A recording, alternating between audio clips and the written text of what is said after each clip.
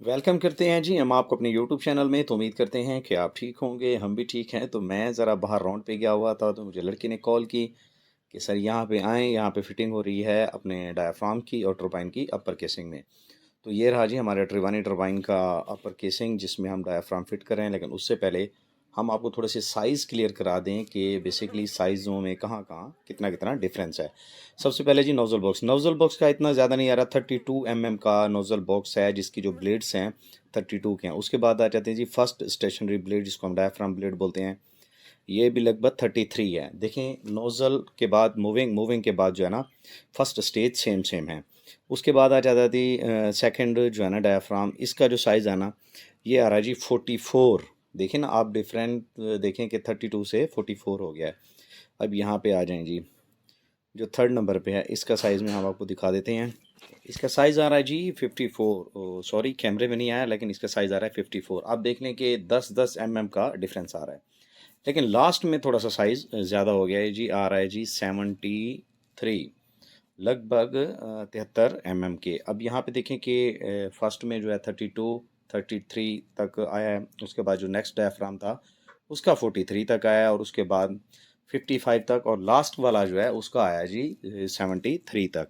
तो जिस तरह आगे स्टेजेस बढ़ती हैं, तो आपको पता है कि वॉल्यूम बढ़ता है तो उसको एरिया चाहिए, लास्ट में आपको एग्जॉस्ट भी चाहिए होता है। तो आप जो है ना लास्ट में ब्लेड्स काफ़ी बड़े कर देते हैं।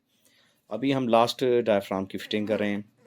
तो मैं बाहर राउंड पे था, तो लड़के ने कॉल किया है कि सर जल्दी आएँ, यहाँ पे फिटिंग हो रही है, तो आप वीडियोस बना लें। क्योंकि मैंने उनको कहा हुआ है कि जब भी आप फिटिंग करें तो मुझे बुला लिया करें, क्योंकि मैं वीडियोस बनाता हूँ आपके लिए जी।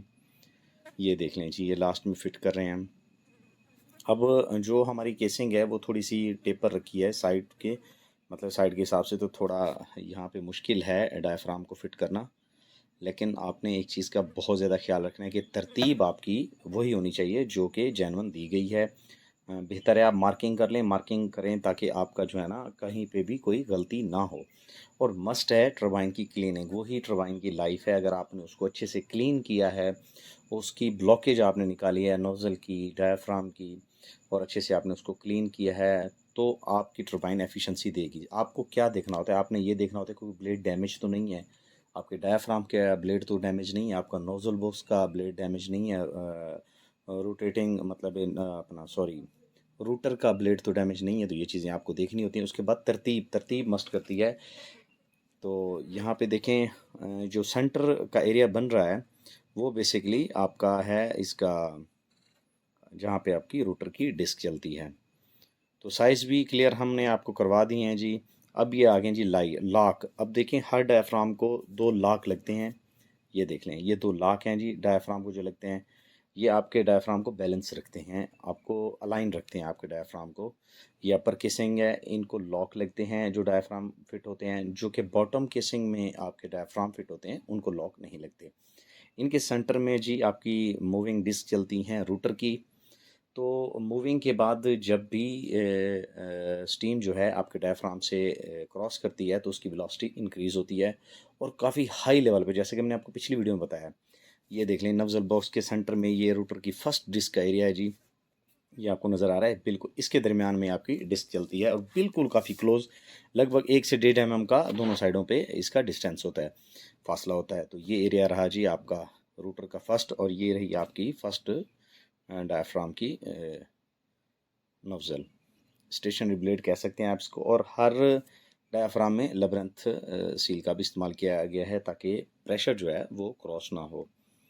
तो यही है जी इम्पल्स टर्बाइन का जो स्पेशली डिज़ाइन है, वो यही है कि आप का जो स्टीम का मतलब वेलोसिटी है, जैसे वो ब्लेड से निकलती है, तो आपके रूटर के फ्रंट को इम्पैक्ट करती है, रूटर के फर्स्ट ब्लेड के सेंटर में जो है ना इम्पैक्ट करती है। ये जी दो इसको आई बोल्ट की जगह दी गई है, यहाँ से हमने इसको उठाना है। तो यहाँ पे जी लास्ट जो डायाफ्राम है, अभी हम उसको करेंगे फिट। ये रहा आपका लास्ट डायाफ्राम। अभी इसको एक साइड से हम इसको उठा रहे हैं, क्योंकि जो हमारी केसिंग है वो एक साइड पे पड़ी हुई है, मतलब है ना वो आ, मतलब जिस तरह हम कल्टी कर देते हैं उसको वैसे भी नहीं पड़ी हुई, क्योंकि साइड के हिसाब से हमने रखा हुआ है। तो डायाफ्राम थोड़े से मुश्किल फिट होते हैं यहाँ पे। ये देख लें जी, ये इसका तरीका, इसका सेंटर में एक लॉक है जो अपनी जगह पे बैठता है। ये देख लें जी। ये आपका लास्ट जो है ना वो डायाफ्राम फिट हो रहा है जी, कि यहाँ पे थोड़ा सा मुश्किल हो रही है जी फिट करने में। अगर ये बॉडी सीधी रखी हो तो इजीली आप डायाफ्राम फिट कर सकते हैं, तो लेकिन इसको थोड़ा सा मुश्किल है इसकी बॉडी को दोबारा से सीधा रखना। तो ये रही जी हमारी आज की वीडियो। आज की वीडियो में हमने आपको यही दिखाना था कि हम जब डायाफ्राम फिट करते हैं तो उसका क्या तरीका है। ये तरीका है जी डायाफ्राम फिट करने का। अभी जो बॉटम बॉडी वाले डायाफ्राम थे वो मैंने आपको दिखाए थे कि किस तरह हम फिट कर रहे हैं, लेकिन ये थोड़े से मुश्किल हैं। ये इसके लॉक हैं जी। लॉक लगाने के बाद आप फेस को ज़रूर चेक किया करेंगे आपका डायाफ्राम फेस के अंदर है, फेस से बाहर तो नहीं है। अगर फेस के बाहर है तो समझो आपकी फ़िटिंग अच्छे से नहीं हुई।